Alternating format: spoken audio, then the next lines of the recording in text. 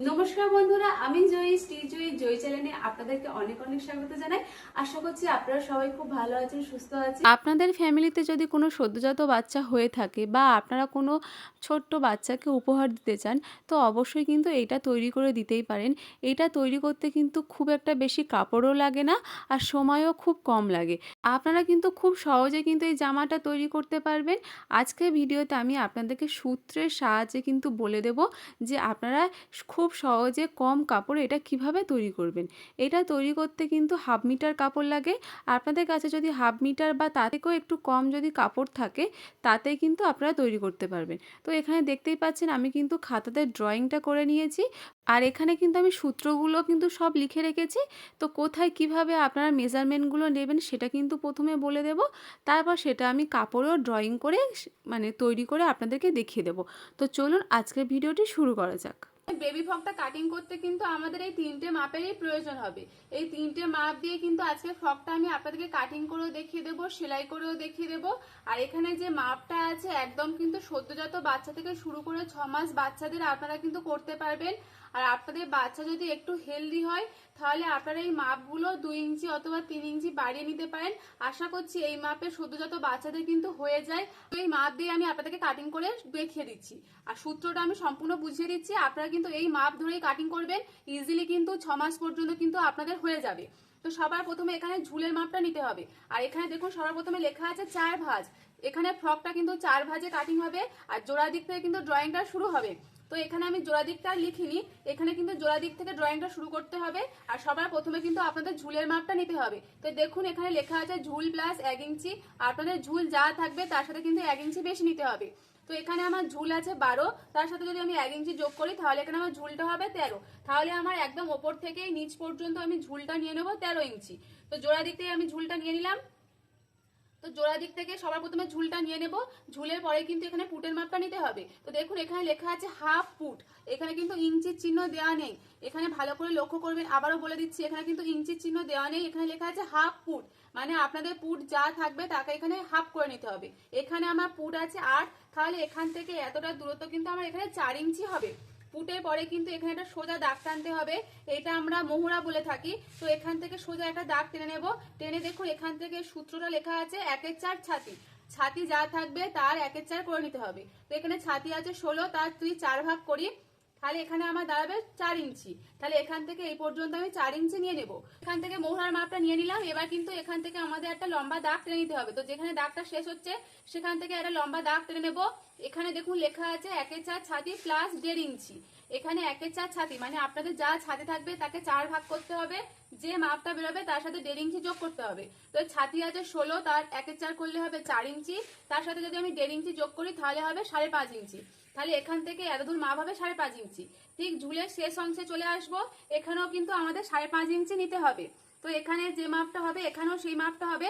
বাচ্চারা দেখবেন খুব একটা কিন্তু মানে টাইট পোশাক কিন্তু পরে না, বাচ্চারা একটু ঢিলাঢালা একটু আরামদায়ক পোশাক পরতে পছন্দ করে। তো সেই জন্য কিন্তু এখানে যে মাপটা নেবো এখানেও সেই মাপটা নিয়ে নেবো। নিয়েছি, নিয়ে এবার এখান থেকে এই দাগটাকে একদম সোজা নিচের দিকে মিলিয়ে দেবো। মিলিয়ে দিলাম। এটা তো আমাদের জোড়া দিক ছিল, আর এদিকটা ছাড়া দিক হবে। তো 1/2 ইঞ্চি ওপরে দাগ তুলে এই দাগটাকে যখন হালকা করে কিন্তু এই নিচের দাগের সাথে এইভাবে মিলিয়ে দিতে হবে। এটা একটা শেপ, এরকম শেপ দিলে বাচ্চাদের নিচের যে মানে জামাটা হয় না, নিচের দিকটা একটু হালকা কোণ মতন হয়ে থাকে। শেপটা দিলে কিন্তু নিচের যে আমাদের ঘেরের দিকে যে শেপটা হয় সেটা দেখতে সুন্দর লাগে, নলে একটা কোণ মতন হয়ে থাকে। আর এই শেপটা দিলে দেখবেন এই কোণার দিকটা একটু হালকা রাউন্ড মতন হয়ে থাকে, দেখতে কিন্তু ভালো লাগে। আমি এই মাপটা বুঝিয়ে দেবো।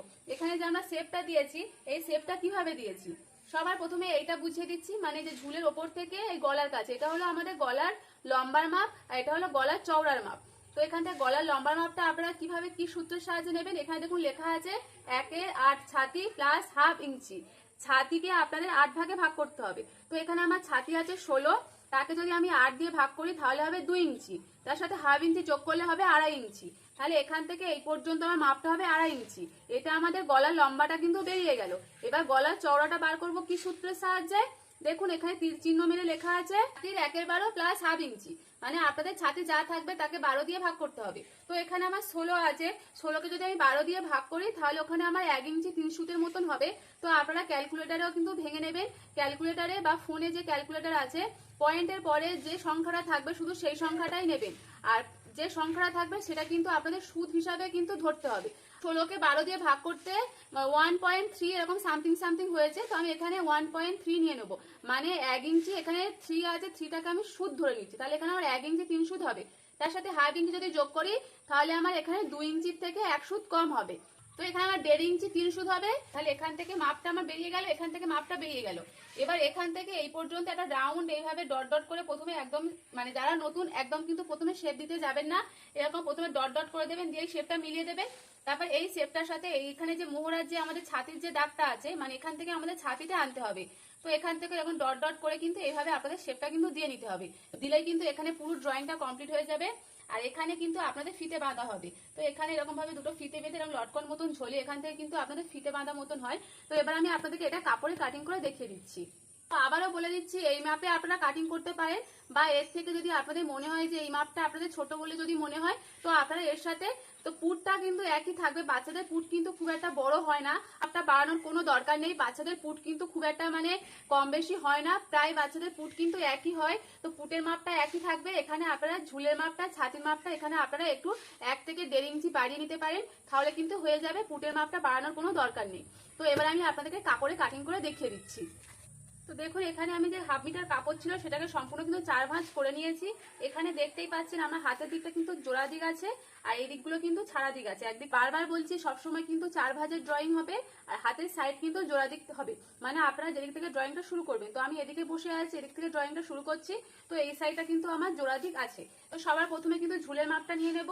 ঝুল ছিল 12, তার সাথে 1 ইঞ্চি যোগ করে কিন্তু আমি 13 ইঞ্চি ঝুল নিয়ে নেব। তো দেখুন, এখান থেকে আমি 13তে দাগ দিয়ে দেবো।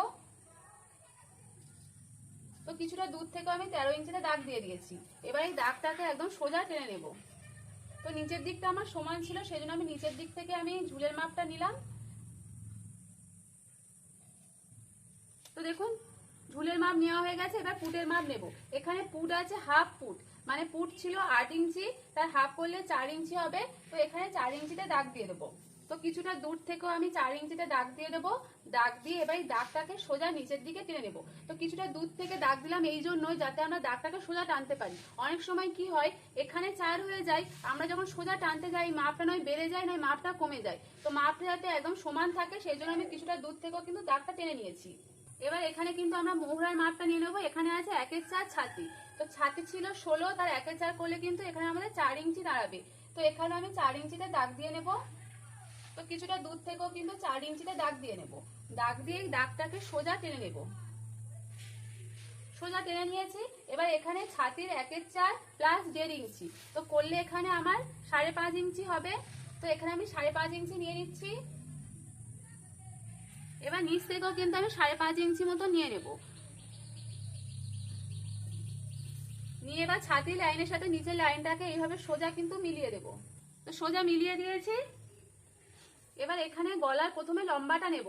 তো এখানে গলার লম্বা সূত্র ভেঙে আমার এখানে কিন্তু 2.5 ইঞ্চি হয়েছিল। তো এখান থেকে আমি 2.5 ইঞ্চি নিয়ে নিচ্ছি।